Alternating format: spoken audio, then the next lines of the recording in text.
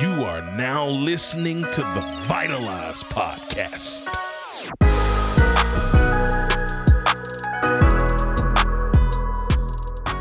Hey yo, what up, family? Welcome back to the Vitalize Podcast. You are here with your friendly neighborhood host, Mr. Marcus Black, and I'm so excited to be in your presence today. Somebody say, burst of energy. I'm super glad, man, to have you here. Welcome to the community, man. We have a good time, and boy, I got something that's very important to my heart that I want to talk to you about today. And that is life. And I ain't gonna get too far into it, just to wet your whistle a little bit, whet your appetite, and you will get ready to have an incredible experience together today. But before we get there, man, I just want to take a moment and pause for the cause and say thank you so much for listening. Thank you so much for liking. Yo, YouTube, what up though? Y'all been going crazy with it. Keep on going. We're going to keep these clips coming. We're going to keep posting for you. Keep sharing, caring, recording, duetting, whatever it is that you can do, whatever you want to do to put this in the hands and most importantly, the hearts of the individuals who need these messages the most. I'm grateful for you. So shout out to you, YouTube. I see y'all soon. Make sure you hit that subscribe button because you can, and let me know you did so I can come and thank you personally in the comments. I appreciate you. The rest of you, no matter where you are joining from on the planet, shout out to you, IG, shout out to you, TikTok, shout out to you, Facebook, shout out to you, X, wherever you found me. Welcome. I'm grateful to have you here. So, my name is Marcus Black, also known as M Black Speaks. I have built a reputation for myself in the world of personal and professional development, just fighting for hearts and lives of people, man. Fighting for people's futures by helping teach people principles that I've learned along the way. Tactics, tips, strategies, leadership growth and development, personal growth and development, just things to help us maximize our purpose and potential in life. And so that's what your boy is all about. But what I want to do today is really open up to you and talk to you about this principle that I learned from my own life. And it actually comes from my book. Yeah, I said book. Your boy happens to be a best-selling author. So I'll link this book. If you want to go find it, you can find it. There's also an Audible. So if you like my voice, then it'll be on Audible. You can find it there as well. But it's called Asleep at the Wheel. Asleep at the Wheel, taking back control of your life. And it took me a very long time to write that book. It did and it didn't simultaneously. It's the craziest situation ever. I was trying to write a book for 10 years. It literally took me getting with the right coach to help me gain clarity in my own mind, to make sense of the spaghetti that was in my mind as it pertained to what story I wanted to tell. And once we got clear, my manuscript, the first draft anyway, was done in 11 days. It wasn't a game. Your boy was on fire, guns a blazing. And so because it was deep in my heart, this message that was dying to get out. Okay, so what is the message that was dying to get out? It starts, the crux of the matter starts with me being a young college student that's away from home and missing home. And so because of that, that caused me to make what decisions many might deem irrational, but it wasn't irrational to me. Of course, I'll drive 7 hours for a haircut every other weekend. Of course, I'm going to hit the highway back and forth from Mississippi to Texas overnight in the middle of the night because ain't nobody on the road but me and the 18-wheelers. Of course, I'm going to do that, right? Yeah, I definitely did that, but that wasn't the wisest decision. Because also as a college student, I had horrible sleep habits. Maybe some of you are like, nah, I don't play about my sleep. You guys are sleep pros. I was not. And I would often find myself doing everything and every activity and every group, social butterfly on campus, around the people, loving the people. And then I would drive overnight all night to get home. And I would have a full extra day, it felt like, because I left the previous night. Right? Makes sense, right? Yeah, some of you's like, yeah, of course. Well, this one particular time, I was headed down I-30, and I was headed from Terrell, Texas, around the back way till I hopped on I-30, headed east. Got to Texarkana. I don't know if this is true or not, but they tell me that's where the Texas Chainsaw Massacre happened. I don't know. Who knows? Somebody knows. One of y'all know. Tell me if you know. Send me a message on IG or comment on this video when you see the whole podcast on my YouTube or you see it wherever it's posted. Comment and let me know if you know if that's true or not. I don't know. But I just know every time I drive through Texarkana, the first thing I think is the Texas Chainsaw Massacre. So there's that. I was okay, though. I left about midnight. I was good. I'm about 2 a.m. at Texarkana, I'm fine. 2:30 in the morning, I'm good. I'm not weary. I'm listening to my tunes. We rocking now. I keep going, and I get a little closer to Little Rock. And your boy gets close to Little Rock, that's like home stretch, because then I'm going to get off of 30, merge on the 40, and just head straight east to Memphis, Tennessee, the roots, birthplace of your boy, and I'm near home at that point. So I'm thinking we home free once I get to Little Rock. But something miraculous happened right before I got to Little Rock. It wasn't miraculous. Something terrible happened, actually. And y'all know, ever had a time in your life where you just been like so terribly delirious while you driving that you just, oh my God, you just fighting for your life. You having the fight of your life with your eyelids. If you could, you would turn into Marshall Mathers and stick 9-inch nails into each of your eyelids. That's what you would do, just to keep yourself awake. You know what? I know what that feels like, fighting for your life. I'm wanting to punch myself in the head. I got the window down. It's freezing. Air is just blowing at my face. I'm just doing everything I can. Y'all know what it feels like where you've been driving for 10 minutes and you just come to awareness and you don't know how you got where you are. Like you have no recollection of the last 10, 20, 30 minutes of your drive. You just was there, but you weren't there. Yeah. I know y'all know what I'm talking about. Let me know if you do. Well, this was the next step further than that. Some of y'all said, then what is the next step further than that, my G? I'll tell you, sleep. Your boy fell asleep at the wheel of my car.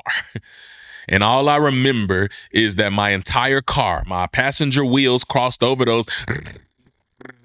those things have a name, by the way. They're called rumble strips. I learned that in a class I was teaching one day as I was telling this story.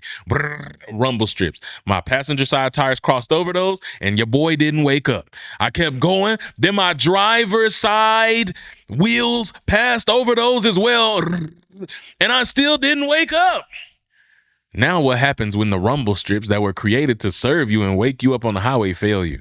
I'll tell you what happens. You are driving full speed, fully asleep, down the side, off the median. Not the median is in the middle. Whatever it is, the shoulder, off the shoulder, my whole car driving full speed. That's what was happening. And all I know is some of y'all anxiety right now is like, oh my God, how does this story end? Yeah, I got you. It's okay. To my people with the anxiety, your boy got it too. I can feel it as I retell you this story. But I remember opening my eyes, and to my surprise, right in front of me was a massive guardrail, and like death was in front of me. And in that moment, I could think of 1,000,001 ways that I coulda, shoulda, woulda been dead. Matter of fact, if this was the TikTok trend, I could think of 1,000,001 dumb ways to die. So many dumb ways to die. Y'all know that? Dumb ways to, I'm extra. I can't help myself. That's what happens in my brain as I tell you this story. But I could think of 1,000,001 ways I coulda, shoulda, woulda been dead. But I turned to get back onto the highway just in enough time. I didn't hit the guardrail. I didn't go down into my impending doom. I didn't turn into an 18-wheeler and get crushed like a bug, or I didn't get ran over and smeared like a slug. I didn't have my car flip 1,000,001 times for overcorrecting. And needless to say, once I came to myself, I didn't get sleepy no more on that drive. I didn't get sleepy anymore because my adrenaline was up the rest of the way, because that was scary. Oh my God, that was scary. And so that's a very real story from my very real life of a time that I fell asleep at the wheel. And as I was thinking and reflecting on this story, this one particular time, I had a revelation in my own mind, in my own heart. And the revelation was this. This is for you, my number one. No one plans to fall asleep at the wheel. No one plans to fall asleep at the wheel. You don't plan to fall asleep behind the wheel the moment you get in the car for a long road trip. You know that? Likewise, no one plans to get divorced the day you say I do. No one plans to wind up homeless the day you start a career. No one plans for your life to go awry and for you to end up in left field. But so often that becomes the reality of the lives in which we live, that we've fallen asleep at the wheel. And I wrote this book as a testament and a guide to help people find their way back to the path to purpose in their life. And so if you're listening to the sound of my voice and you're thinking about your own life, that's what I challenge you to do right now. This is a moment of reflection. Go with me, go with me, go with me. A moment of reflection where ultimately what I want you to do is to think about your entire life, the entirety of your life. Think about where you hoped to be by this point. Think about the dreams you dreamed, the aspirations you had, the connections you had. Think about it all. Where you planned on being, the purpose for which you exist on this planet. And now I invite you to reflect on where you are versus where you wanted to be and how close are you. Some of y'all is like, I'm right there. I can almost taste it. Or in the words of Miley Cyrus, I can almost see it. This dream I'm dreaming. But there's a voice inside my head. Anyway, you get it. You get it. Some of y'all is like, I'm right there. Oh my God, I'm right there. If you right there, just hold on. You're going on. Shout out to Drizzy Drake. Just hold on. You're getting close. You're getting close. Just hold on. Right? Now to the rest of y'all, some of you find yourself and you look at where you wanted to be, where you want to be. You look at that and you look at where you are and you're like, oh my God, you found yourself in left field and you was trying to get to home plate and you all the way out there. How the heck did I get out here? That's not where I wanted to go. I wasn't trying to be out there. I was trying to be over there. And now this is where my life is. And you feel stressed as a result of it. You feel turmoil in your soul as a result of it. You have anxiety running amok in your mind and your heart every day as a result of it. You feel less than because of it. Listen to your boy. I understand. Listen to this track. I hear you. But if that is you and you found yourself asleep at the wheel, I want you to know first and foremost, it's okay. The first thing that I will wake you up to, or the idea that I will wake you up to, is nobody plans to fall asleep at the wheel of their life. It doesn't happen that way. It's not intentional. I know you didn't plan to wind up in left field as a result of the lived experiences you have, but that does not define you. Where you are doesn't define you. You're not confined to where you are. You're still alive. And if you're still alive, you still have the ability to put one foot in front of the other on the path to where you want to go. It's just about course correction at this point. It's about course correction at this point. It's about a willingness to say, I'm not where I wanted to be, but I'm still alive. So as long as my heart is still beating inside of my chest and blood is still running warm through my veins, I can now move in a different direction. I can go another route. I can. And I'm telling you from living experience, from my own life, time and time again, where I wound up somewhere I didn't want to be and I had to pivot. Come on, somebody say it with me. Say pivot. Say it in the chat. I had to pivot to find my path back to purpose. And if you're a person that's been feeling lost, if you're a person that's been feeling confused, if you're a person that's not on anybody's track, anywhere near the goals and dreams you set out to achieve in your life, I want you to know that you can pivot. You can change course and you can wind up in the grand scheme exactly where you wanted to be, exactly when it's meant for you to be there. I mean that with my whole heart. I know for a fact that this is possible for you. It just starts with acknowledging and giving yourself grace in the process, understanding nobody plans to fall asleep at the wheel. Nobody plans that. I didn't plan to fall asleep at the wheel in that car, but it happened. Okay, now that it happened, You've been sleepwalking through life and you've been sleeping on your dreams. You've been sleeping on your goals. You've been sleeping on your passions. You've been sleeping on your purpose. It's time for you to wake up. Your boy is here to be a wake up call. Meaning, I cannot, with any good measure in my heart, allow you to keep going onward, going through the motions, just walking dead. I can't let it happen because your life is too vital and it's too valuable. Where you're going is too important. What you're here to do is too necessary for me to allow you to keep sleepwalking through life. So consider this your wake-up call. This is your wake-up call. To get up, to get back on track, and to go live the life you so desire to live, the life that you love to live, the life of your dreams. And so if you've been going through the motions, you've been taking life for granted. Listen, I will say it again and again and again and again till I turn purple in my face. That life is the greatest gift you'll ever receive. Time, the most precious resource. What you do with that life and that time is 100% up to you. Now, what happens to you, you have no control over.